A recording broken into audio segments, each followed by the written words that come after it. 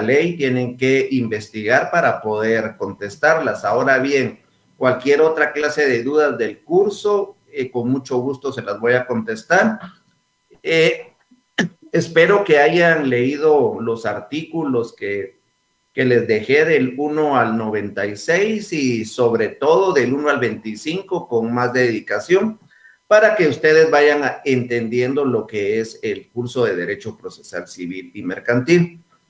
Para esta semana, el objetivo de la clase es que ustedes, como estudiantes del sexto semestre de la carrera de Ciencias Jurídicas y Sociales de la Universidad Rural de Guatemala, adquieran los conocimientos necesarios sobre los siguientes temas: qué es el proceso, el concepto del proceso, la estructura, el objeto, los fines del proceso, clasificación de los procesos, ya sea en la doctrina, así como en la legislación, qué es la acción y qué es la pretensión. Vamos a iniciar con qué es el proceso. Existe un sinnúmero de autores, depende del libro que ustedes vayan a leer. Una serie de conceptos también que vienen a definir lo que es el proceso. Podemos decir que dentro de los más comunes o más importantes podemos mencionar que es una serie de etapas y tenemos que hacer un énfasis aquí en lo que son etapas progresivas. Ya lo habíamos visto la semana pasada cuando estudiamos los principios, especialmente el principio de preclusión, donde no se puede retornar a una etapa que ya ha sido fenecida. Las etapas de los procesos prácticamente civiles son las mismas cuando hablamos de procesos de conocimiento. Recuerden si ordinario, sumario u oral. Prácticamente son las mismas etapas. Lo que va a cambiar son los plazos y la forma como se van a desarrollar. Por ejemplo, todo proceso va a iniciar con una demanda. Luego el emplazamiento, que es el llamado que va a hacer el órgano jurisdiccional al demandado para que se apersone ante él y tome una actitud. Entonces, presentamos la demanda. Vamos al órgano jurisdiccional, presentamos nuestra demanda. Viene el juez, toma nuestra demanda, la califica. Si llena los requisitos, le da trámite. Si no llena los requisitos, la rechaza. Es lo primero que nosotros tenemos que saber. Si llena los requisitos, le da trámite y dicta una resolución donde emplaza al demandado. Le llega la resolución: mira, fui demandado y soy emplazado. ¿Qué es el emplazamiento? Ese llamamiento que le hace el órgano jurisdiccional al demandado. Si es un proceso ordinario, le dice, tiene 9 días para tomar una actitud procesal. Si es un sumario, tiene 3 días para tomar una actitud procesal. Si es un juicio oral, pues le indica que el juicio oral va a ser en tal y tal fecha. Entonces, después de eso y de tomar periodo de prueba, la vista, el auto para mejor fallar y la sentencia. Entonces son etapas progresivas, por eso, ¿verdad? Es una serie de etapas progresivas que persiguen la resolución de un conflicto. ¿Y cómo se va a resolver? Mediante una resolución. Después vamos a ver cuáles son las clases de resoluciones que tenemos, pero la sentencia es la que le pone fin a un proceso. Eduardo Couture lo define como secuencia o serie de actos. Ellos toman como actos, no etapas. ¿Cuáles son los actos procesales? Tenemos actos de decisión, actos de las partes, actos del órgano jurisdiccional. Eso los vamos a ver en esta clase más adelante. Una serie de actos que se desenvuelven progresivamente, o sea, uno atrás de otro, con el objeto de resolver mediante un juicio de autoridad el conflicto sometido a su jurisdicción. Si no entendieron lo que era o cómo se determina la jurisdicción y la competencia, espero que me escriban, o que si alguien tiene mi número de teléfono y quieren que en esta clase les resuelva esas dudas, me pueden escribir. Entonces, otra de las definiciones se puede decir que es el expediente, legajos, autos en que registran los actos de un juicio, cualquiera que sea su naturaleza, y esta pues es una definición un poco más coloquial, ¿verdad? O más común, más que todo a las costumbres y no tomadas de ningún texto. Cuando hablamos de naturaleza jurídica del proceso, nos estamos refiriendo prácticamente de dónde deviene, cuál es su naturaleza, de dónde nace lo que es un proceso. Para algunos autores en la doctrina, nos indica que el proceso es un contrato, el proceso es una relación jurídica y el proceso es una situación jurídica. Esta es la naturaleza jurídica del proceso. ¿Por qué el proceso es un contrato? Es un acuerdo de voluntades. Recordemos que es un contrato, es el acuerdo de voluntades que las partes se ponen de acuerdo para crear, modificar o extinguir una obligación. Entonces podemos decir que el proceso es un contrato porque es un acuerdo de voluntades y por ende un contrato que une a las partes con los mismos efectos que una relación contractual, pero prácticamente hay tratadistas que no comparten esta naturaleza jurídica del contrato porque del proceso, porque indican que no es un contrato, es más que todo una relación o un vínculo que une tanto al demandante como al demandado.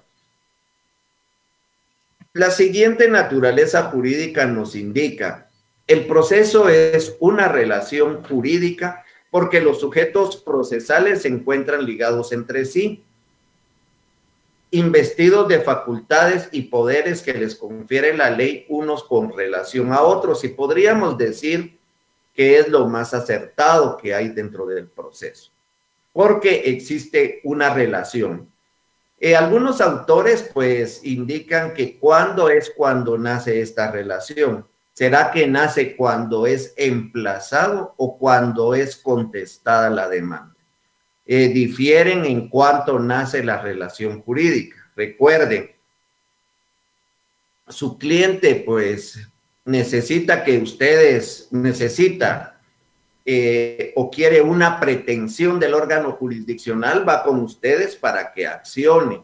Ustedes como abogados de la parte demandante van a presentar su demanda al órgano jurisdiccional. ¿Será que ahí ya hay relación jurídica? No hay relación jurídica todavía. Si su demanda llena todos los requisitos que vamos a ver cuando estudiemos principalmente lo que es la demanda y los requisitos de la demanda, el juez le va a dar trámite. A la hora de darle trámite, manda a emplazar al demandado. Aquí es donde difiere. Algunos autores dicen que aquí hay relación jurídica desde el momento en que le está dando trámite a la demanda, ya que si el demandado no contesta, de todas maneras puede ser declarado rebelde, ya es parte de un proceso. Y esto es lo que difiere de él. Y algunos autores dicen que no hay relación jurídica hasta que el demandado tome una actitud procesal. Eso lo vamos a ver más adelante, cuáles son las actitudes procesales. Entonces, para algunos, desde que es emplazado, o sea, le notifican que está demandado, pero no hace nada. Pero ya existe la relación. Otros hasta que tome una actitud, ya sea que conteste la demanda, ya sea que presente excepciones, vamos a ver más adelante eso, o que no haga nada, que sea declarado rebelde o que exista un allanamiento. El allanamiento, cuando estamos hablando civilmente, es la aceptación de las pretensiones del actor. Aceptación de las pretensiones del actor. ¿Qué quiere decir esto? Juan presenta su demanda, aquí está la demanda, va a demandar a Pedro, viene Pedro, lee y dice si es cierto, todo lo que él dice es cierto, hacen un escrito que se allana a la demanda, ese es allanamiento. No lo vayan a confundir cuando se entra a una casa sin permiso, dicen algunos en sus exámenes escritos, pero prácticamente el allanamiento es la aceptación de las pretensiones del actor. El proceso es una situación jurídica.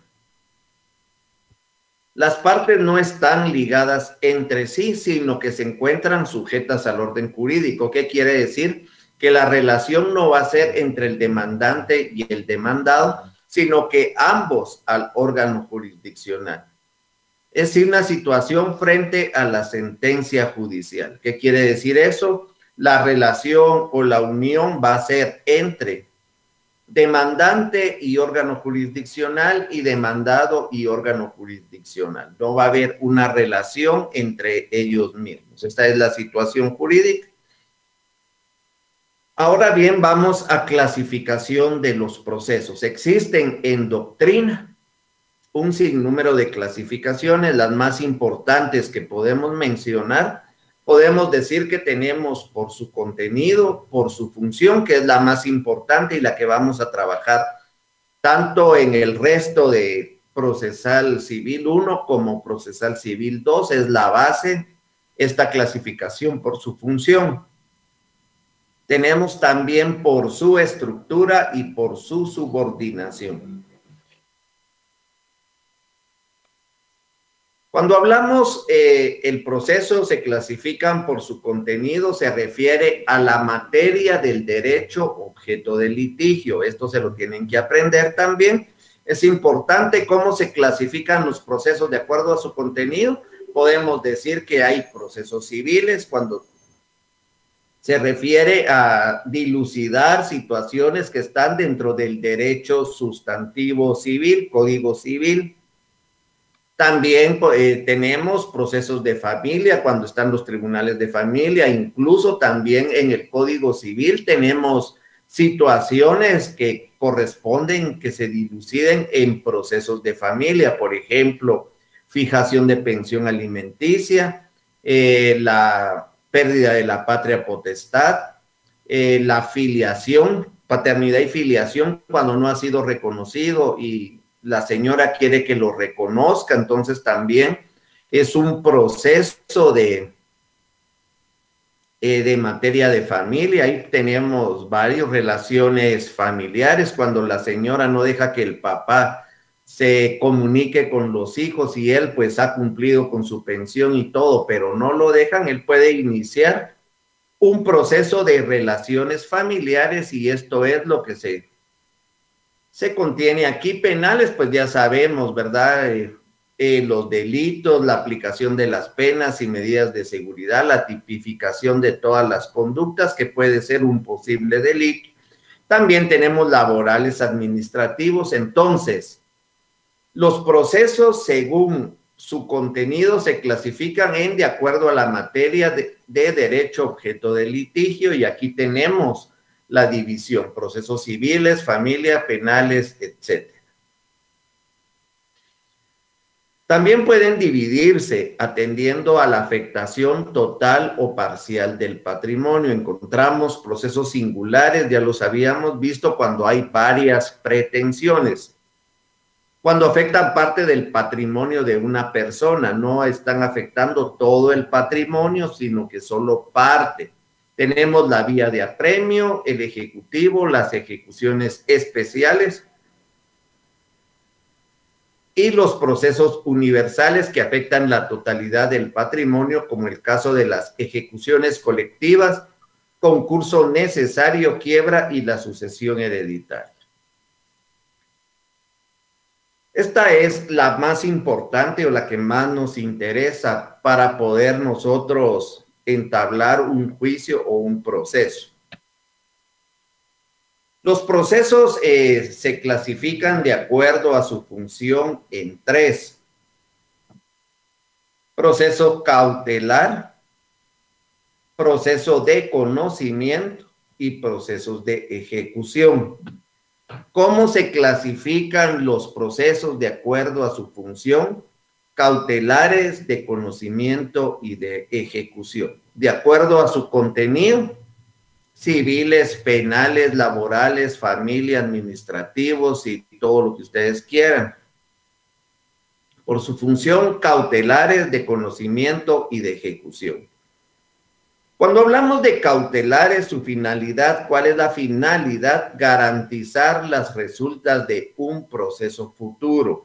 Eso lo vamos a ver, yo creo que la otra semana o dentro de 2 semanas, aunque nuestra legislación no lo reconoce la calidad de proceso, más bien habla de providencias o medidas cautelares, cuya finalidad es de carácter precautorio o asegurativo de las resultas de un proceso principal, ya sea de conocimiento o de ejecución, y está regulado en el 517 del Código Procesal Civil. Ahí podemos ver, miremos nuestro código, espero que ahora ya todos tengan su código.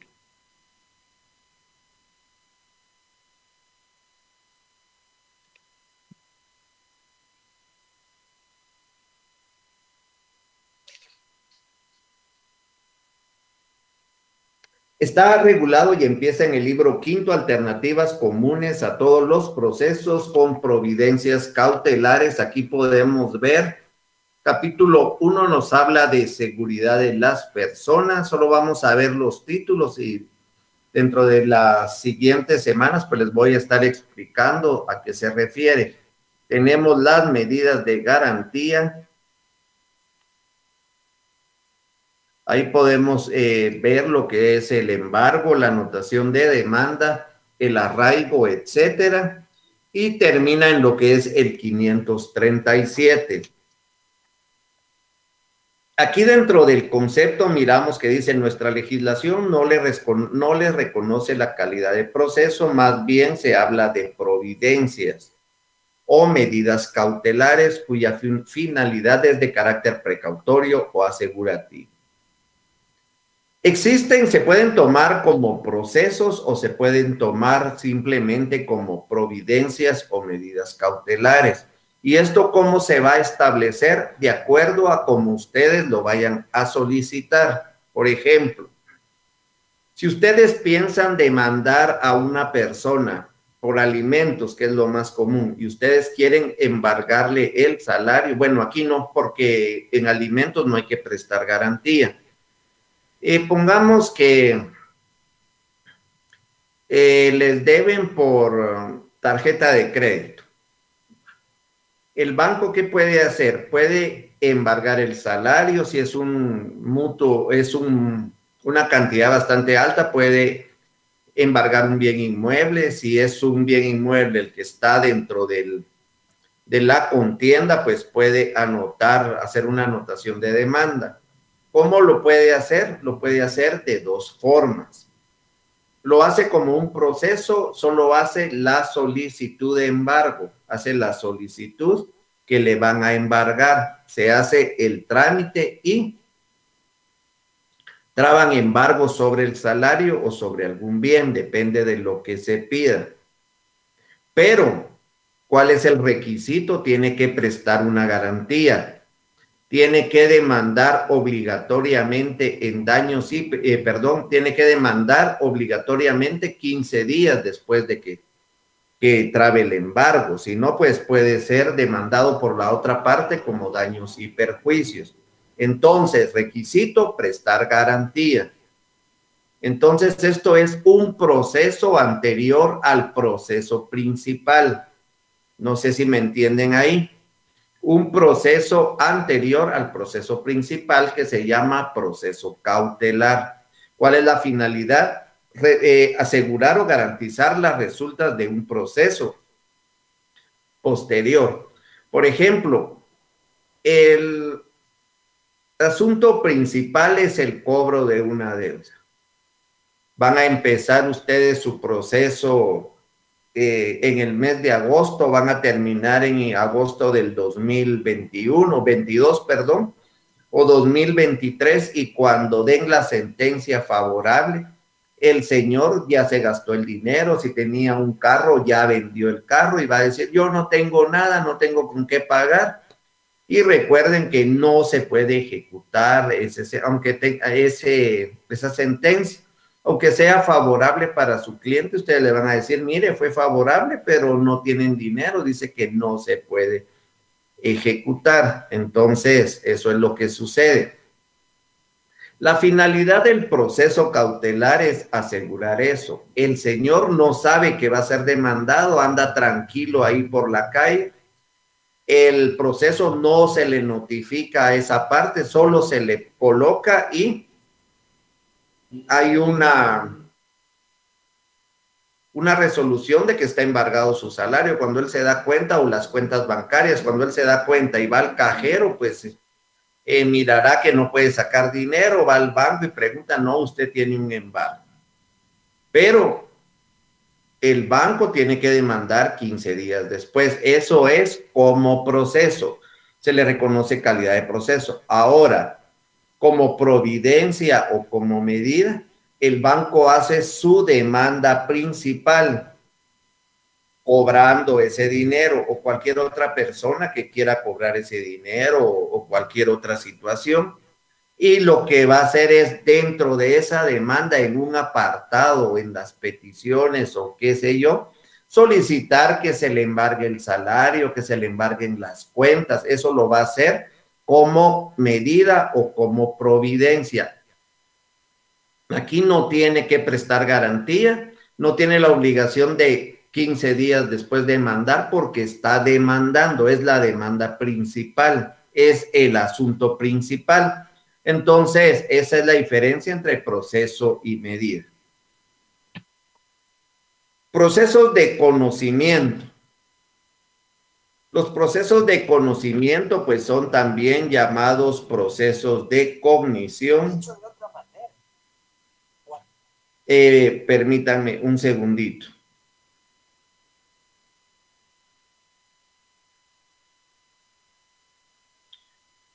Solo me están preguntando una duda.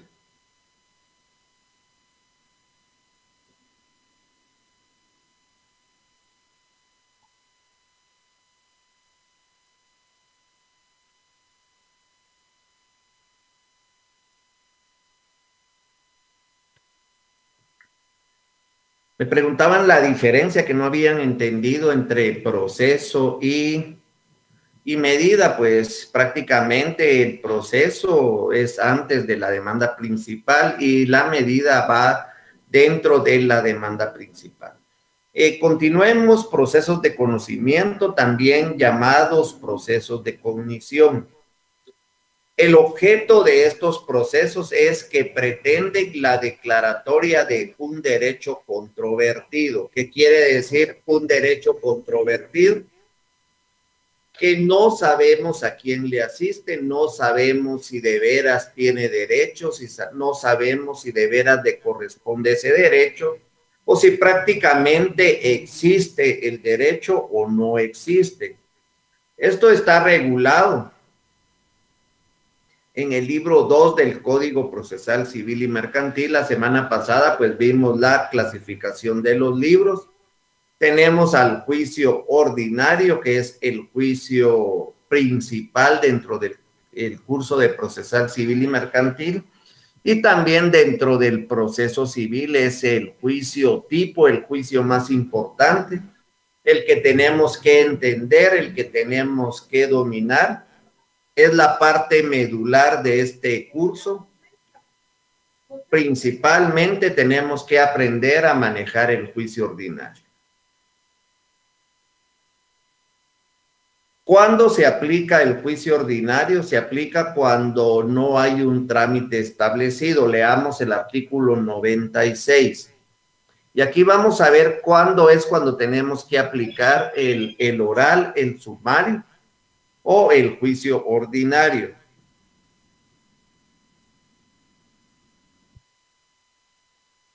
¿Verdad? Entonces, empecemos. Leamos el 96.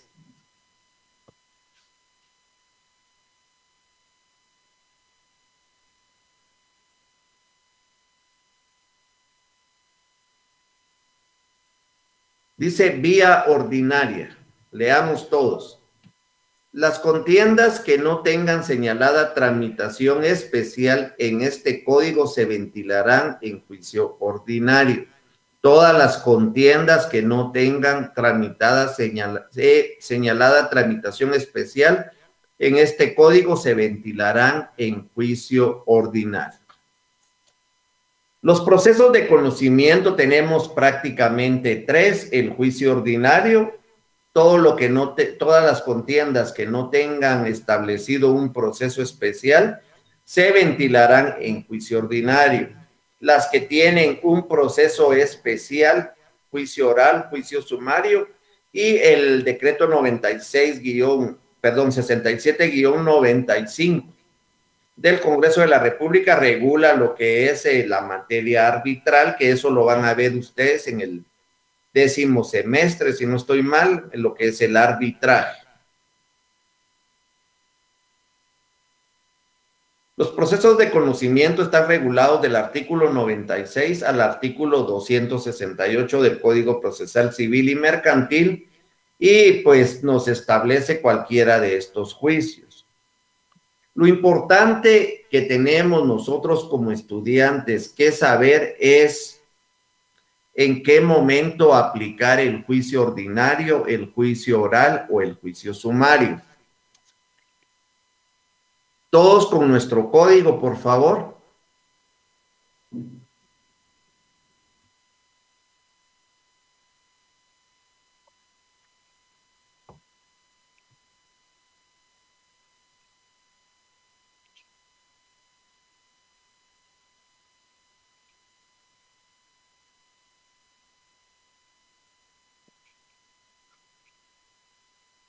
Artículo 199 nos dice el juicio oral o nos establece lo que es el juicio oral.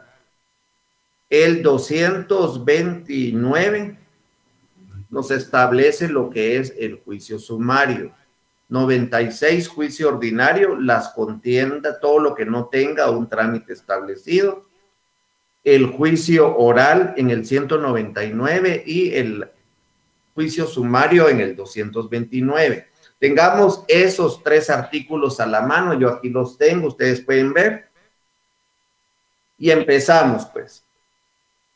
Leamos el 199. Materias del juicio oral. Se tramitarán en juicio oral los asuntos de menor cuantía. Recordemos que si es en la capital, todos los asuntos que lleguen a 50,000 quetzales, pero no se pasen por un centavo de 50,000 quetzales. Entonces se llevará dentro del juicio oral. Si es en cualquier cabecera, 25,000 quetzales para abajo, y si es en cualquier municipio, 15,000 quetzales para abajo. Los asuntos de ínfima cuantía, 10,000 quetzales para abajo en la capital. Los asuntos relativos a la obligación de prestar alimentos, juicio de alimentos, juicio oral. La rendición de cuentas por parte de todas las personas a quien se les impone esta obligación o ley o el contrato.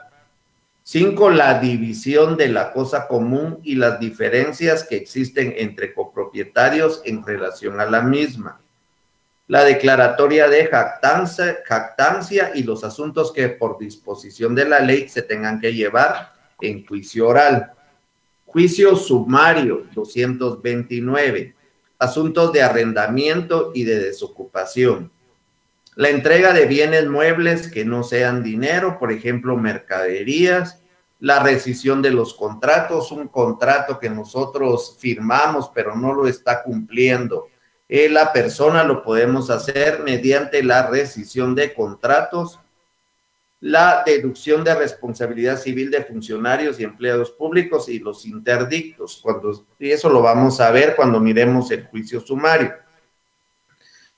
¿Cómo saber para poder utilizar el ordinario, el oral o el sumario? Miren, se los voy a poner en un ejemplo, más que todo cuando llegan a la oficina. Si a la oficina de ustedes llega una señora y les dice, mire, licenciado, quiero demandar al papá de mis hijos, ya son varios años, no me pasa ni un centavo y yo no tengo trabajo en este momento, si no, no lo molestaría, yo necesito que me ayude. Ustedes rápido se imaginan, bueno, es un juicio para prestar alimentos. ¿Cómo lo voy a iniciar? ¿Será que es un juicio ordinario? En el 96 no vamos a encontrar nosotros juicio de alimentos, porque aquí nos está diciendo todo lo que no tenga algo establecido. Vamos a ver las contiendas que no tengan señalada tramitación especial en este código, se ventilarán en juicio ordinario. Va, entonces, no sabemos si está ahí, nos vamos al 199. Materias del juicio oral. Se tramitarán en juicio oral asuntos de menor cuantía. ¿Será un asunto de menor cuantía que la señora no reciba dinero? Podría ser, ¿vale? Pero tenemos que ver la cantidad. Bueno, no, en este caso no. No. Asuntos de ínfima cuantía, tampoco.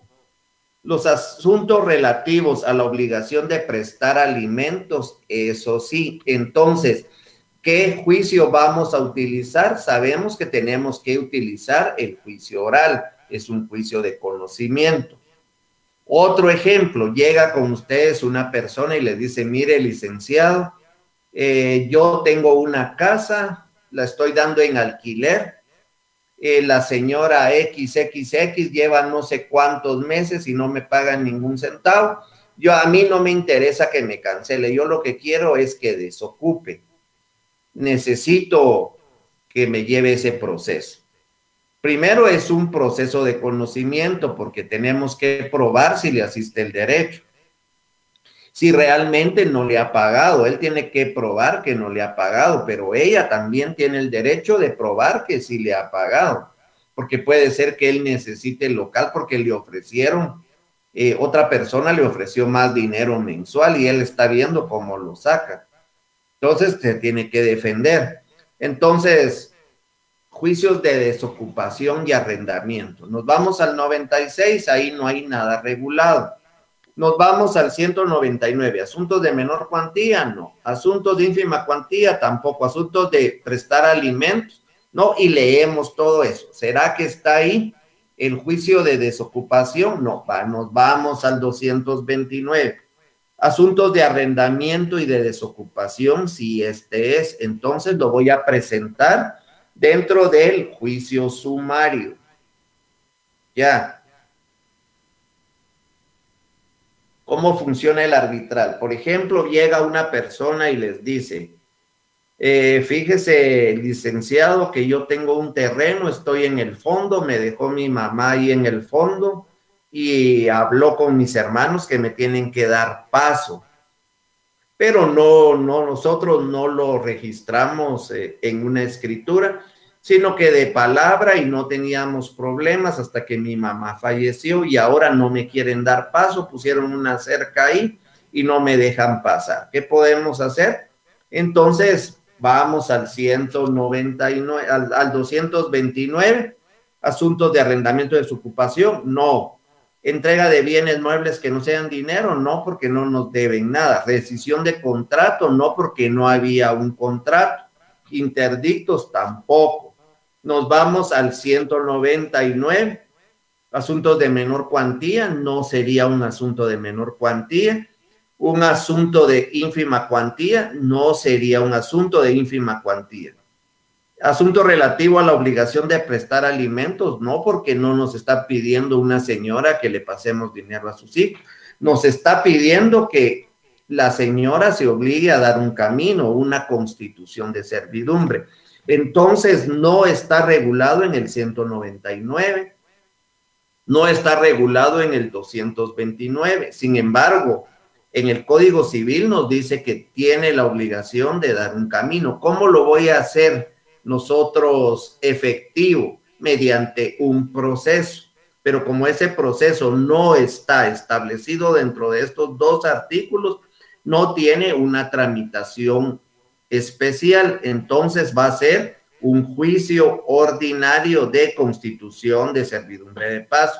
Ustedes pueden colocar ahí media vez estén en derecho cualquier juicio ordinario y lo pueden nominar como a ustedes les parezca.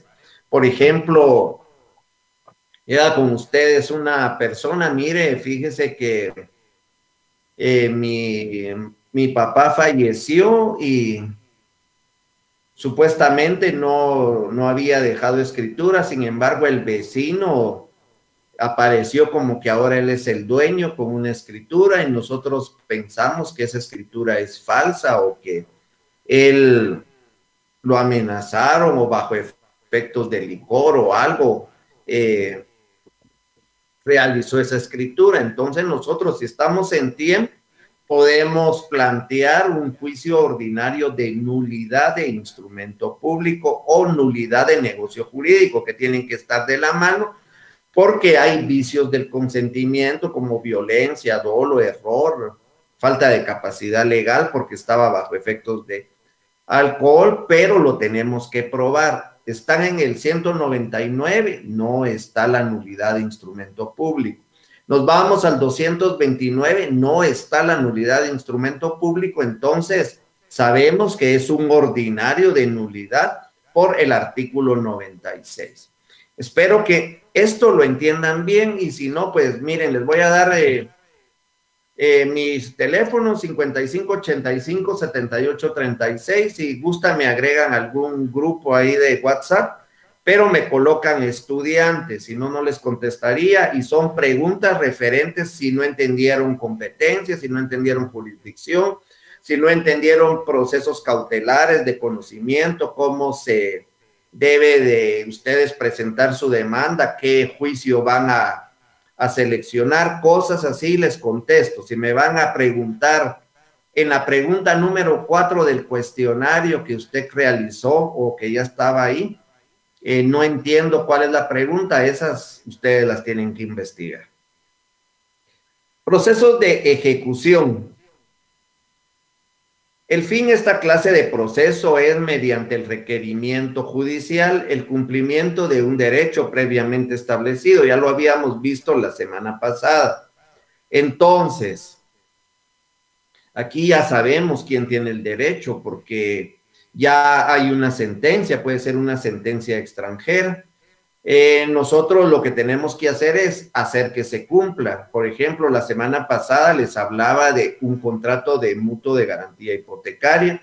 La persona tiene la garantía, tiene el derecho de cobrar, pero no le han pagado. Entonces hay que ejecutar ese documento. Hay títulos en el artículo 294 y 327. Los diferentes títulos que podemos utilizar para ejecutar, pero recordemos, los juicios de conocimiento empiezan con demanda y terminan con sentencia. Los cautelares y los de ejecución, ese primer escrito es una solicitud, no es una demanda, ¿verdad? Es una solicitud con la que van a iniciar. Y ahí pues siempre es un proceso porque todos son serie de etapas progresivas. Los cautelares, proceso. Conocimiento, proceso. Y los de ejecución, proceso, porque son serie de etapas progresivas que nos llevan a la resolución de un conflicto. Espero que hasta ahí vayamos bien. Estoy dando despacio para que ustedes vayan entendiendo. Ahora bien, ya vimos la clasificación, ¿verdad? Cautelares de conocimiento y de ejecución por su función. Pero los procesos de conocimiento, aparte de que se clasifican en ordinario, oral y sumario y el arbitraje, también pues hay una clasificación doctrinaria que nos indica que hay de conocimiento constitutivos, cuando tiende a obtener la constitución, modificación o extinción de una situación jurídica.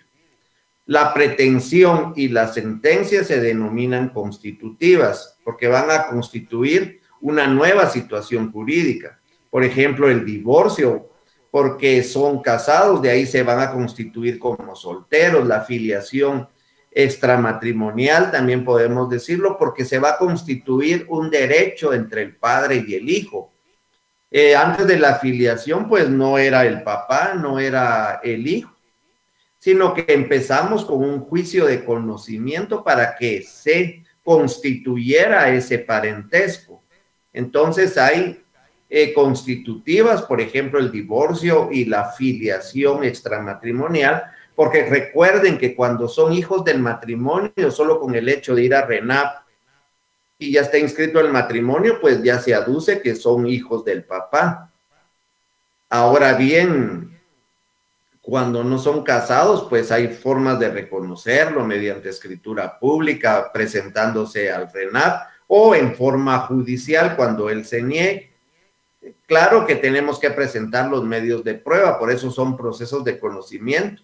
El juez no sabe, ¿verdad? Aunque sea idéntico al papá, sea la foto del papá, si no se llevan todos esos medios de prueba, ahora pues el ADN para poder determinar si es el padre y dictar una sentencia, en este caso de carácter constitutivo. Cuando hablamos de declarativo, tiende a constatar o fijar una situación jurídica. La pretensión y la sentencia se denominan declarativas. Por ejemplo, la acción reivindicatoria de la propiedad. Cuando vimos vieron el libro 2 de Derechos Reales, pues se dieron cuenta que tenemos lo que es la acción pauleana, que es la reivindicación de la propiedad, cuando alguien ha sido despojado de su propiedad ilícitamente, pues puede iniciar una acción reivindicatoria de la propiedad mediante un juicio de conocimiento. ¿Qué juicio vamos a utilizar? Nos vamos al 199, miramos la listita, si ahí está reivindicatoria de la propiedad o reivindicación de la propiedad. No está. Nos vamos al 229, nos damos cuenta o vemos si está o no está. Si no está, pues un juicio ordinario de reivindicación de la propiedad. Y lo que nosotros esperamos es que se declare un derecho que ya está constituido, pero no está declarado. Por ejemplo, si vamos al registro de la propiedad y miramos, Juan es el propietario del lote 20, por ejemplo. Pero si nosotros vamos y en el lote 20 no vive Juan, vive Pedro, porque él se metió y ya nadie lo sacó, y Juan está pidiendo una reivindicación de la propiedad, él ya tiene su derecho constituido, porque vamos al registro de la propiedad y leemos, bueno, sí, es Juan el dueño, pero nosotros queremos la reivindicación, que él vuelva a tomar posesión. Aquí no es un juicio sumario de arrendamiento porque no se entabla esa relación entre arrendante y arrendatario, no existe una relación, ¿verdad?, entre alguien que pueda hacer otra cosa, sino que la relación que se da es que él está invadiendo, tiene un título que tal vez le vendió no sé quién, que sea un título falso o cualquier otra situación. Entonces podemos decir que es una reivindicación para que se le dé otra vez a Pedro la posesión del inmueble, saquen a Juan y entre Pedro nuevamente. Es un juicio ordinario porque no está regulado en ninguno de los dos. Tenemos los procesos de conocimiento de condena. Su fin es determinar una pretensión en la persona del sujeto pasivo. ¿Quién es el sujeto pasivo en la relación jurídica procesal? Pues el demandado. Su fin es determinar una prestación en la persona del sujeto pasivo, o sea, que pague el sujeto pasivo, que pague el demandado. La sentencia y la pretensión se denominan de condena porque lo están condenando al pago de algo, por eso es una situación de condena. Por ejemplo, pago de daños y perjuicios, la fijación de la pensión alimenticia, porque están condenando a esa persona que tiene que pagar pensión alimenticia, esa prestación pues la tiene que dar en dinero o cumplir una obligación. Pago de daños y perjuicios, ya habíamos visto la semana pasada que botaban un portón y hay que pagar. Pues entonces, ¿qué vamos a iniciar? Un proceso de conocimiento. ¿Qué proceso vamos a utilizar? 199, estará el de daños y perjuicios. Busquemos, no está. Nos vamos al 229, al sumario. ¿Está el de daños y perjuicios? Buscamos, no está. Entonces, lógica es juicio ordinario de daños y perjuicios. Entonces, sabemos el juicio que vamos a utilizar. Daños y perjuicios, ordinario de daños y perjuicios. Ahora viene el otro problema, ¿dónde lo vamos a entablar? Nos vamos a las reglas de competencia. ¿Dónde fueron ocurridos los daños? Nos dice el artículo. Ustedes ya lo leyeron, ya saben. Ahorita se van a reglas de competencia y miran ahí, ¿verdad? ¿Dónde fueron ocurridos los daños? Si fueron ocurridos en Chimaltenango, va, Chimaltenango. ¿Cuánto? Ya sabemos que lo vamos a presentar en juicio ordinario en el departamento de Chimaltenango por la jurisdicción territorial donde fueron ocurridos los daños. Pueden prorrogar esa competencia. ¿Qué quiere decir? Llevarla a otro juez que conozca. Sí, lo pueden hacer porque es por territorio. Ya. Pueden con la otra persona llegar a un pacto de sumisión regulada en el artículo 2. Sí pueden porque es por territorio, se ponen expresamente de acuerdo y que conozca a otro juez, si ustedes quieren, si no, no. Vaya, ya tenemos resuelto eso. Juicio ordinario, 1. En Chimaltenango por situación territorial, ya tenemos. Ahora viene el dilema. ¿Dónde lo vamos a presentar o dónde vamos a poner? Señor juez, ya sea de paz o señor juez de primera instancia del departamento de Chimaltenango, ¿dónde? Entonces nos tenemos que ir al acuerdo que les dije, imprímanlo y lo pegan, o algunos códigos ya tienen ese acuerdo. 37-2006. Chimaltenango, ¿dónde está encuadrado? Entre las cabeceras departamentales. Si esos daños y perjuicios fueron de 24,000 quetzales, ustedes sabrán que lo tienen que plantear en señor juez de paz del departamento de Chimaltenango y la vía que van a utilizar es el juicio ordinario de daños y perjuicios. ¿Alguna pregunta?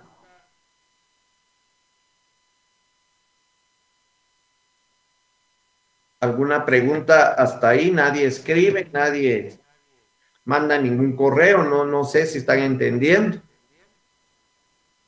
Entonces, a eso se refiere.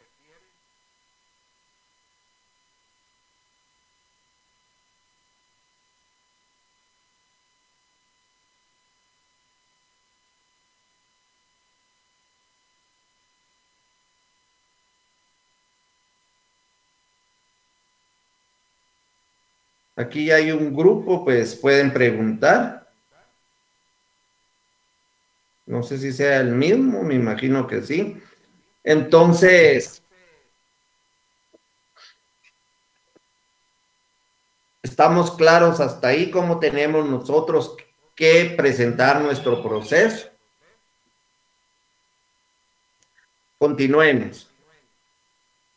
Por su estructura, los procesos se dividen en procesos contenciosos cuando existe litigio y en procesos voluntarios. Es decir, no existe contradicción. Todos dirán un proceso, pues es litigio. Pues no necesariamente. Y regresamos a nuestra definición, regresamos a nuestro concepto. Recuerden, una serie ordenada de etapas o una serie progresiva de etapas o secuencial de etapas. que nos llevan a la resolución de un conflicto.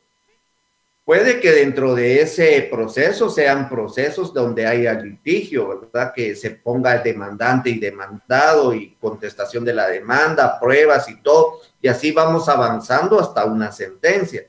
Pero también hay procesos voluntarios, ¿verdad? Que sin que haya contradicción, pero es una serie de etapas, es una serie de una secuencia de etapas que nos llevan a determinada resolución. Por ejemplo, podemos decir un cambio de nombre, ¿verdad? Media vez no haya alguien que se oponga, es un proceso que va a ir solito caminando y caminando y llenando los requisitos hasta la resolución, ¿verdad? Que es que digan que sí se cambia el nombre. Por ejemplo, tenemos una identificación de terceros, podemos decir también un reconocimiento de preñez y parto, ¿verdad? Si no hay oposición, la señora o la novia estaba embarazada y el esposo o el novio falleció y dejó bienes, entonces podemos utilizar un proceso de reconocimiento de preñez, que ella sí estaba preñada y está también dentro de los días que nos dice el Código Civil para presumir que es hijo del esposo fallecido, del novio fallecido. Entonces, esto es lo que se utiliza para esta clase de procesos. No hay contradicción, un proceso sucesorio extrajudicial con notario, que son dos hermanos, están de acuerdo, va, llevemos eso. Y así vamos hasta llegar a una sentencia. Entonces, ahí pues no hay problema. Y miren, aquí tenemos por la subordinación, tenemos juicios o procesos, perdón, principales, los que persiguen la resolución de un conflicto principal o de fondo y comúnmente finalizan en forma normal a través de la sentencia. Y tenemos los incidentales o accesorios, son los que surgen del principal en la resolución de incidentes. Vamos a dejar esta diapositiva aquí, vamos a salir un poquito de esta diapositiva.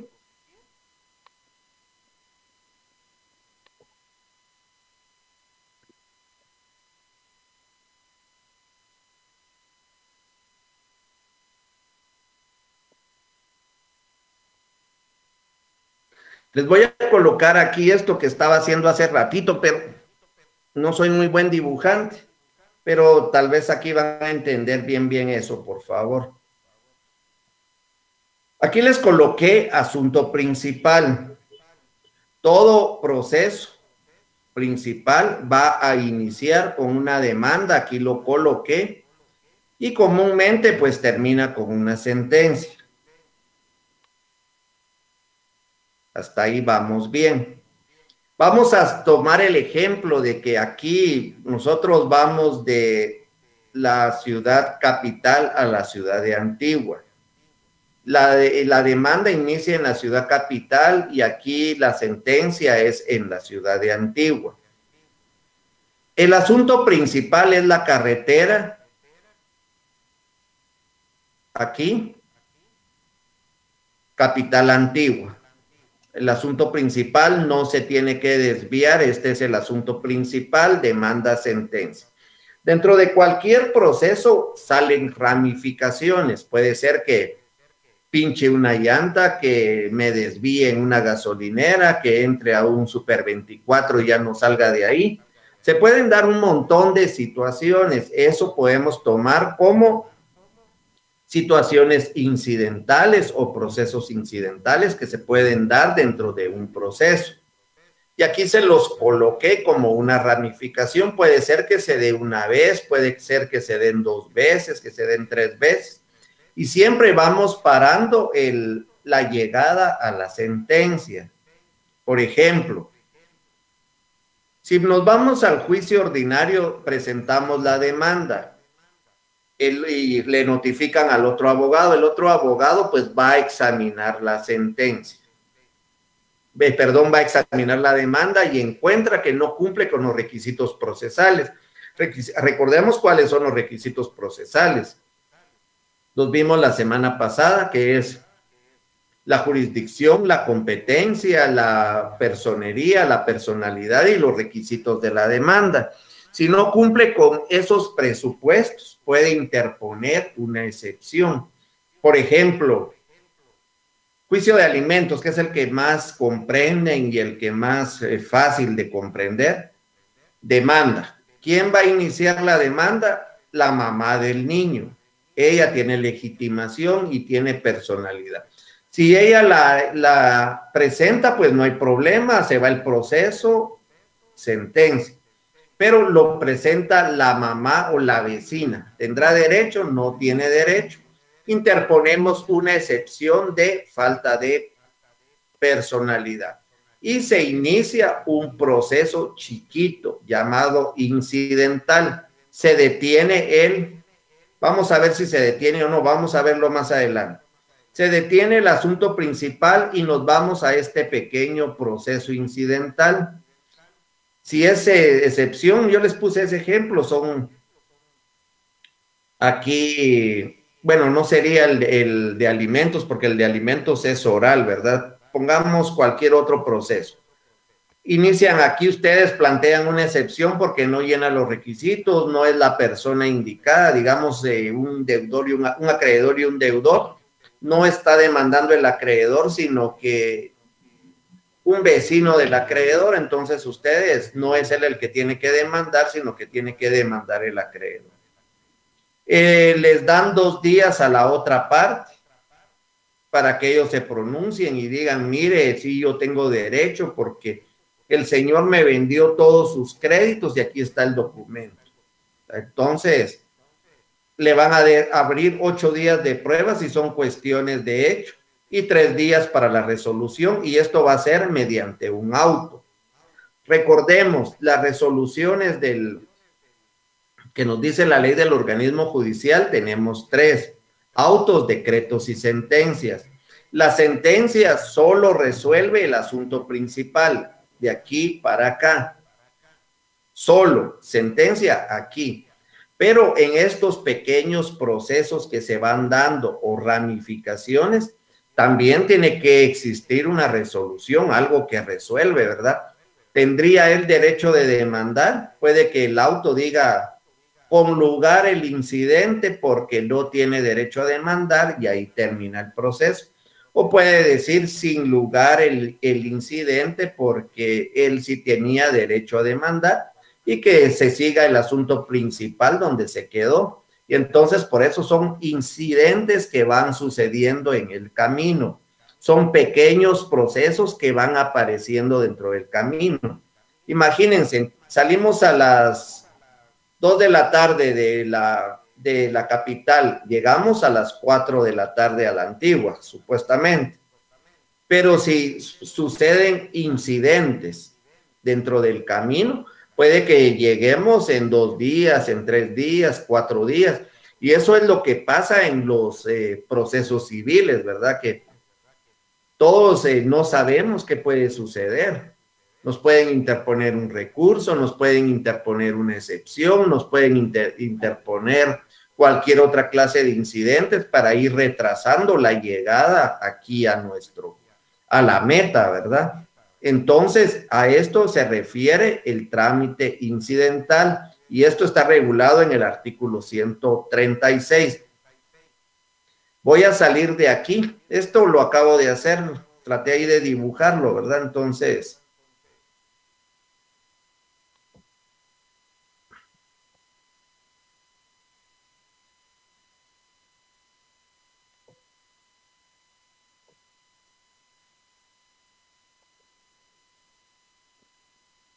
si nos vamos otra vez a la diapositiva y ahora la leemos después de haber visto el ejemplo más o menos gráfico. Lamentablemente, pues no se puede con pizarrón porque sería más fácil para que ustedes entendieran, ¿verdad? Pero nos tenemos que ir adaptando, ¿verdad? Dice, principales los que persiguen la resolución del conflicto principal o de fondo comúnmente finalizan en forma normal a través de las sentencias. Si nos imaginamos Guatemala antigua, demanda, sentencia, ahí estamos bien. Incidentales o accesorios son los que surgen del principal. En la resolución, o sea, surgen del principal, ¿va? Las ramificaciones. En la resolución de incidencias del proceso principal, las cuales se resuelven a través del procedimiento de los incidentes. Ese procedimiento está regulado en el artículo 135 de la ley del organismo judicial. Lo vamos a leer casi todo eso de los incidentes. Los incidentes se clasifican en de simultánea sustanciación, que son aquellos que no ponen obstáculo a la prosecución del proceso principal y corren paralelamente a él en cuerda separada, y en los de sucesiva sustanciación, que son los que ponen obstáculo al asunto principal, suspendiéndolo y se tramitan en la misma pieza, 135 de la ley del organismo judicial. Miren, estas dos clases de incidentes es el que se conoce como en la misma cuerda o cuerda separada. Cuando es en la misma cuerda, ese incidente pues va a detener el asunto principal. Por ejemplo, vienen ustedes de Guatemala a Antigua y hay un incidente en la misma cuerda, suspende el viaje, ustedes tienen que resolver ese incidente y después continúan el viaje hasta llegar, y así pues lo van parando cada vez que salgan nuevos procesos accesorios o incidentales. Van deteniendo, avanzan un poquito, detienen el viaje, resuelven ese asunto, continúan viajando, vuelven a detener en Santa Lucía, Milpas Altas y así sucesivamente. Ahora bien, los de sucesiva sustanciación, esos corren a la par, son siempre incidentes, pero van a correr a la par. Y perdón que les ponga tal vez yo porque soy de Antigua, pongo este ejemplo, ¿verdad? Y algunos que tal vez vivan un poco más lejos, no muy me comprendan, de la capital Antigua, y mencionando algunos municipios, ¿verdad? Pero ustedes imagínense de Escuintla, Siquinalá, o del Rancho al Progreso, o ahí, ¿verdad? Ustedes van haciendo su, no sé, ¿verdad? Su análisis. Sucesiva sustanciación son los que, perdón, simultánea sustanciación, o sea, cuerda separada, que son los primeros, no ponen obstáculo a la prosecución del proceso y corren paralelamente, como que hubiera una carretera de tierra, ¿verdad? Entonces ustedes van en la carretera y están componiendo, no tienen que pararse y esperar que compongan para continuar. Lo que ese incidente, hay una carretera a la par de tierra, ustedes se pasan como al carril auxiliar y llevan el proceso y están resolviendo este proceso, y el principal también pues van caminando a la misma distancia. Entonces, espero que estemos bien con eso. Leamos los artículos del 135 de la ley del organismo judicial. Incidentes.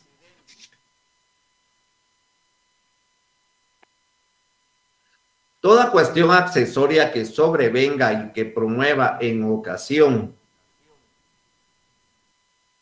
que sobrevenga y que se promueva en ocasión de un proceso y que no tenga señalada por la ley procedimiento, deberá tramitarse como incidente. Cuando las cuestiones fueren completamente ajenas al negocio principal, los incidentes deberán rechazarse de oficio. El auto que decida el incidente contendrá la condena de costas del que lo promovió sin razón salvo de incidente. Cuando habla de condena de costas es el pago, ¿verdad? Tiene que pagar al tribunal cierta cantidad.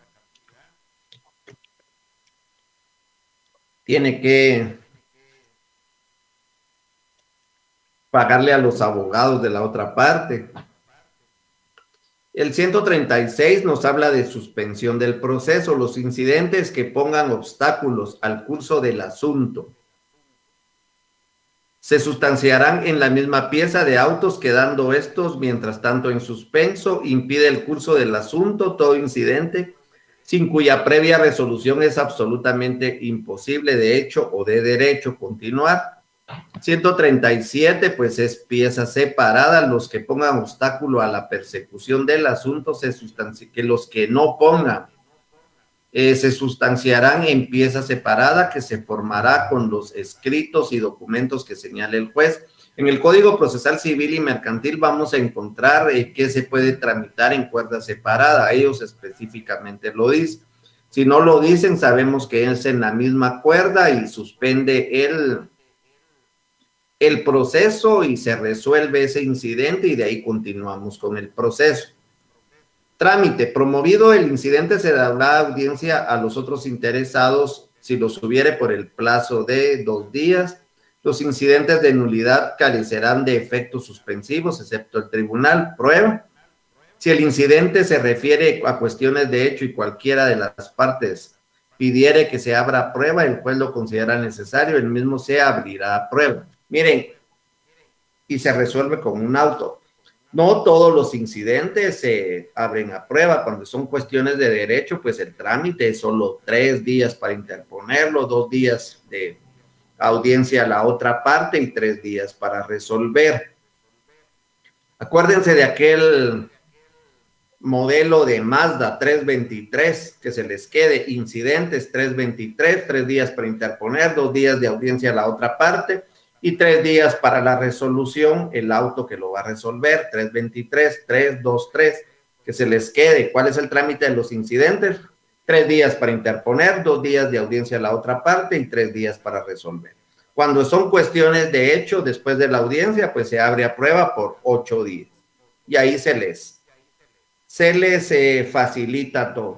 Vayamos asociando cosas comunes con lo que es el derecho.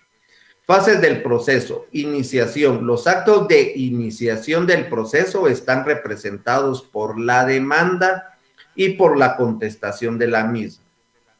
Ya habíamos platicado la semana pasada que en el proceso civil siempre va a iniciar con una demanda. Claro que cuando son ejecución y una solicitud, pero coloquialmente muchos les dicen demanda, técnicamente no sería una demanda. El artículo 106 y 118 del Código Procesal Civil y Mercantil nos indica: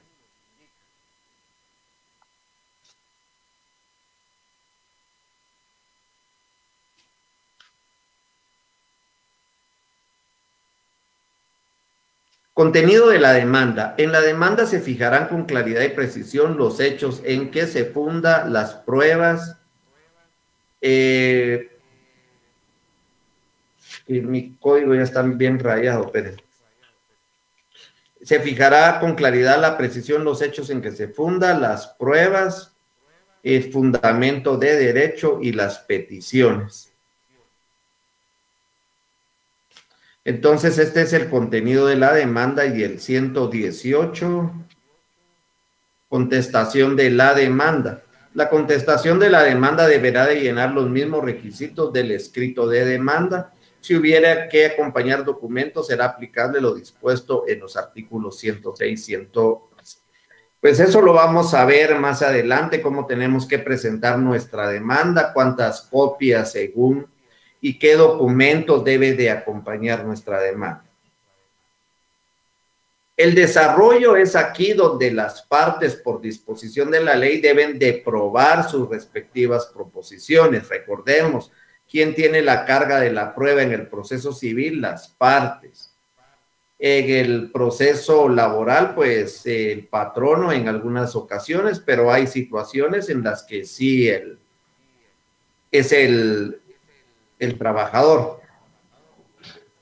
Quien pretende algo debe probar los hechos constitutivos de la pretensión, y quien contradice la pretensión del adversario debe de probar los hechos extintivos o circunstancias impeditivas de esa pretensión. Artículo 126 y artículo 128, que son los de la prueba. Ustedes léanlos en su casa, pero de veras léanlos. Este curso es esencial para toda la carrera y para otros cursos, para procesal laboral. Si no saben procesal civil, acuérdense que casi todo nos manda a procesal civil. Y solo que con las características de un proceso laboral, pero todo, si no saben civil, se les va a complicar todo. Pongámosle atención ahorita desde el principio, antes de que empecemos ya con casos y todo. Y la conclusión, las partes efectuarán sus conclusiones y el órgano jurisdiccional emite la sentencia dando fin al proceso. En el artículo 196, pues vamos a ver lo que es la vista y la sentencia dentro del proceso. Actos procesales. Dentro del proceso, tanto las partes, o sea, demandante, demandado, el juez y los terceros, que pueden haber depositarios, interventores, desarrollan ciertas actividades tendientes a crear, modificar, extinguir una relación jurídica procesal y se desarrolla por la voluntad de los sujetos procesales. La presentación de la demanda y su contestación podemos decir que son actos de las partes, quienes los van a realizar, o sea, es lo que vamos a realizar dentro de un proceso. Actos de las partes, la demanda, la contestación de la demanda. Actos del órgano jurisdiccional, podemos decir que son las resoluciones y las notificaciones. Son actos del órgano jurisdiccional, lo que va a hacer el órgano jurisdiccional dentro del proceso. La declaración de testigos.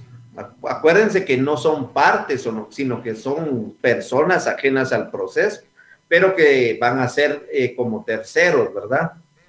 Los testigos llegan y declaran, son actos de terceros, actos procesales, el dictamen de expertos. Si nosotros le decimos a un médico que dé un dictamen de que si es algo, ¿verdad? Entonces ese dictamen de expertos, ¿quién lo va a hacer? Un tercero que no es parte del proceso. Entonces, eso está regulado, 142 y 164, la declaración de testigos y el dictamen de expertos. Vayan leyendo eso. ¿Cuántos testigos se pueden presentar en un proceso civil? Ahí lo van a encontrar. ¿Cuántos? No pueden llevar así como llegan muchos, traigo a todo el pueblo a declarar. No, no se puede. Lean, por favor. 164, dictamen de expertos, sobre qué va a versar el dictamen, cuánto tiene la otra parte para oponerse a ese dictamen, cómo debe de presentar su dictamen el experto medidor con firma legalizada de notario. Entonces, todo eso, pues, ustedes se tienen que ir familiarizando, pero desde ya, ¿verdad? No se van a familiarizar de aquí a que termine el semestre. Cuando miramos qué es un acto y qué es un hecho, pues sabemos que en el acto pues está la voluntad de las partes y tiene una consecuencia jurídica. El hecho pues no está la voluntad de las partes. Sin embargo, dentro de un proceso también hay hechos procesales. Son acontecimientos que sin ser voluntarios proyectan efectos dentro del proceso. Por ejemplo, la muerte de una de las partes. La pérdida de la capacidad, ¿verdad? Él ya no puede litigar, tendrá que litigar con sus representantes. Todo eso, pues, son situaciones que no vienen a ser voluntarias, sin embargo, pueden suceder. El artículo 59 y 60 nos da esa solución de la sustitución procesal. Sin embargo, ¿quiénes son los que pueden sustituir? ¿Será que lo quieren hacer? Si son declarados herederos, yo tengo la oportunidad de decir yo no quiero aceptar esa herencia, si solo me están dejando deudas y me están dejando todavía ser demandado dentro de un proceso. ¿Cómo funciona eso? Ustedes lean estos artículos, esos están dentro del 1 al 96. Lean del 1 al 96. Ahora sí, la semana pasada, especialmente del 1 al 25. Ahora del 1 al 96, sí o sí, antes de que empecemos con el juicio ordinario. Del 1 al 95, ya les quité un artículo. Los actos procesales se diferencian de los hechos procesales porque aquellos aparecen dominados por la voluntad y siendo el proceso un producto de la voluntad humana, de ahí la importancia del estudio de los primeros. Estamos ahí.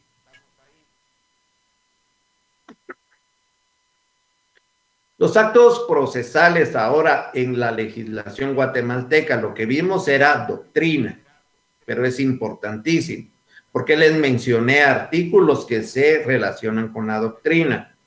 Actos procesales en la legislación guatemalteca. Actos del órgano jurisdiccional, o sea, del juzgado, se dividen en actos de decisión, porque ellos van a decidir. ¿Qué van a decidir? Alguna situación que se dé. ¿Cómo lo van a comunicar? Primero, ¿cómo lo van a decidir? Mediante una resolución. ¿Cómo se clasifican las resoluciones? Ya aquí lo tenemos. ¿Y cómo lo van a hacer llegar a las partes esa resolución? Mediante un acto de comunicación que son las notificaciones. Entonces miramos, de decisión también llamada resoluciones judiciales y se clasifican según la ley del organismo judicial 141, subrayen, apréndanselo, relaciónenlo, decretos. Son determinaciones de trámite que dan impulso al proceso. Importantísimo todo esto porque cuando miremos medios de impugnación, yo ya no les voy a entrar a decir que es un decreto, que es un auto, que es una sentencia, sino que solo la apelación es sobre autos y sentencias, la revocatoria es sobre decretos. Y ustedes, si tuvieran la oportunidad de ir a un juzgado y se les pueden dar copia o al archivo de tribunales de un proceso ordinario, desde demanda, sentencia, y se sientan a leerlo con su ley, créanme que cuando termine el curso, pues van a saber bastante que esa es la base, que ustedes vayan entendiendo y vayan viendo cómo se va aplicando del curso de procesal. Autos, llamados también resoluciones interlocutorias que deciden materia que no es de simple trámite. Pero no el asunto principal, recordemos que no es el asunto principal. Cuando vimos el proceso principal y el accesorio, el principal se resuelve con una sentencia, el accesorio se resuelve con un auto. Entonces es como una sentencia pequeñita, pues, pero se llama auto. Y sentencia decide el asunto principal agotando el trámite del proceso. Los actos de comunicación se deben hacer saber a las partes las resoluciones, específicamente las notificaciones. Acto por el cual se hace saber a las partes sobre la resolución del tribunal, las cuales, según nuestra legislación, artículo 66, pueden ser notificaciones personales que sí son utilizadas, que llegan, tocan y aquí está.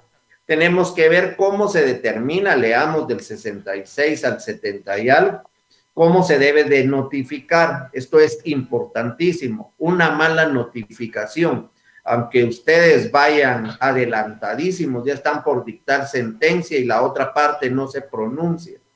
Y de repente se pronuncia y llega el abogado y mira, una mala notificación puede ser motivo de votar un proceso de años. Entonces, lean las notificaciones.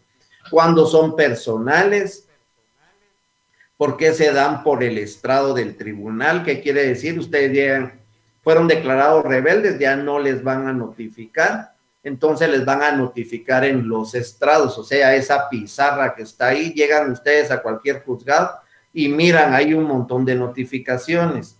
Algunos pues ya ponen una cosa como vitrina porque habían personas que todavía las arrancaban y no se sabía, ¿verdad? Entonces, personales por el estado del tribunal, por libro de copias, nunca lo he visto, yo creo que ya no se utiliza, pero recuerden que el Código Procesal Civil y Mercantil es de 1964, entonces está establecido.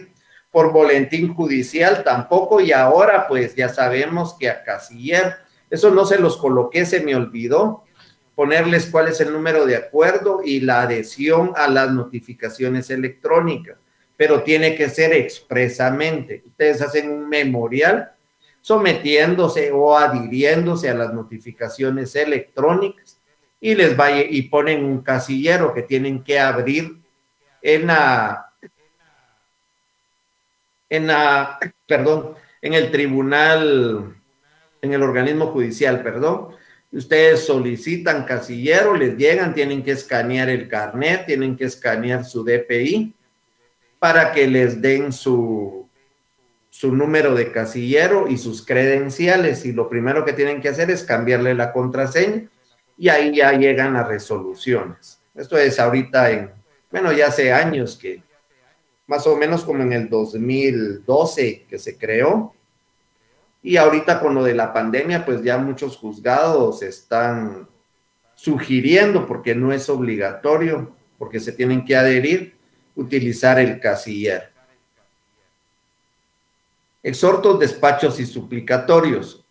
Cuando haya de notificarse o citarse a una persona residente fuera del lugar del proceso, se hará la notificación o citación por medio de exhorto, despacho dirigido al juez de primera instancia, si la persona reside en la cabecera departamental, o dirigido al juez menor correspondiente si se residiere en el municipio. Cuando el suplicatorio o comisión rogatoria haya de remitirse a juez o tribunal de otro país, deberá hacerse por medio de la Corte Suprema de Justicia. Miren, cuando el juzgado de Guatemala de primera instancia pide o solicita al juzgado de primera instancia de Zacatepeques, de Chimaltenango, de Zacapa, de Progreso, de Chiquimula, que se notifique, lo va a hacer por medio de un exhorto de igual a igual, primera instancia a primera instancia, de igual a igual, de paz de Zaragoza al de paz de Gualán. Exhorto, porque son iguales, son de la misma jerarquía, paz, paz, instancia, instancia. Despacho, cuando el juzgado el juzgado superior ordena al juzgado inferior que notifique. De primera instancia al juzgado de paz. De la sala de apelaciones al juzgado de primera instancia y así sucesivamente. Y suplicatorios, de un menor suplica a un mayor, ¿verdad? Que le haga el favor. Entonces ese es un suplicatorio. Actos de las partes, todavía estamos en los actos procesales. Ya nos falta poquito. De petición, las partes determinan el contenido de su pretensión principal, una pretensión propia del proceso, porque sin ser el principal pretende obtener del juez un acto procesal. Ejemplo: demanda, contestación, interposición. De afirmación son proposiciones formuladas dentro del proceso. Eso de prueba, que pretende la incorporación de los distintos medios de prueba, y de disposición, las partes tienen la disposición del proceso. Actos procesales de terceros, actos de prueba, declaración de testigos o dictamen de expertos, actos de decisión, porque los terceros se ponen de acuerdo y van a la cámara de arbitraje. Eso tienen que estar de acuerdo, no es solo que lo vayan a hacer. Los comerciantes pues prefieren pagar un árbitro y solventar su situación jurídica. Por lo mismo, ¿verdad? Por el comercio. A veces hay un furgón de pescado estacionado por ahí y prefieren dilucidarlo rápidamente, pagar una gran cantidad de dinero en árbitros y solucionarlo. Actos de cooperación se realizan por medio de la colaboración que se presta por los terceros. ¿Qué es la acción y qué es la competencia y la pretensión? Y ahí vamos a terminar. Acción. La acción es el derecho que se obtiene de pedir alguna cosa en juicio y modo legal de ejercitar el mismo derecho, pidiendo en justicia lo que es nuestro o se nos debe. Entonces, ¿qué es la acción? Facultad que tiene toda persona de ir al órgano jurisdiccional. Estoy aquí en el juzgado y vengo a pedir o que se me haga cumplir un derecho. Claro que no me voy a ir a presentar yo al juzgado y estoy aquí. Bueno, yo quiero ejercer mi acción de que se me cumpla un derecho. Tenemos que saberlo hacer y para eso es el derecho procesal. Se los dije. Código Procesal Civil y Mercantil, podemos decir que es un manual que nos está diciendo cómo ejercer esa acción, cómo voy a pedir yo un derecho. Lo voy a hacer por medio de una demanda, cómo tiene que ir esa demanda. Todo eso es la acción, facultad o derecho subjetivo que tiene toda persona de recurrir ante el órgano jurisdiccional a reclamar y a obtener la tutela jurídica. Eduardo Couture define a la acción como el poder jurídico que tiene todo sujeto de derecho de acudir al órgano jurisdiccional para reclamar la satisfacción de una pretensión. O sea que la acción es la manera de llegar y de ejercitar. La pretensión es diferente. La pretensión es aquel derecho, ¿verdad? Yo soy el propietario, yo creo que tengo el derecho, pretendo que se me haga cumplir. Se constituye en aquel derecho que se estima que se tiene y se quiere que se declare. Es la afirmación de un derecho y la reclamación de la tutela del mismo. Es la declaración de voluntad hecha ante juez y frente al adversario. Es aquel derecho que se estima que se tiene y que se quiere que se declare. Mauro Chacón, uno de los libros que estaban en la bibliografía. Recuérdense que no es obligatoria la bibliografía, es recomendada. El que quiera los puede comprar, son de utilidad. El que no, pues, y tiene alguien que pueda de manera virtual, pues también, ¿verdad? La cosa es que lean, que no se queden solo con lo de la clase. Según Mauro Chacón, la pretensión contiene dos elementos: subjetivo, consistente en la declaración de voluntad, y el objetivo, que es el pedido de aplicación de parte de los órganos estatales de aquellas normas que tutelan el derecho subjetivo, afirmando como incierto o controvertido. Preguntas para esta semana. Es el poder jurídico que tiene todo sujeto de derecho de acudir a los órganos jurisdiccionales para reclamar la satisfacción de una pretensión. ¿Cuáles son también llamadas resoluciones? ¿Cuáles son también las llamadas también resoluciones interlocutorias que deciden materia de que no es de simple trámite? Pueden ser las resoluciones que no son de trámite, ¿verdad? Que no es la manera principal.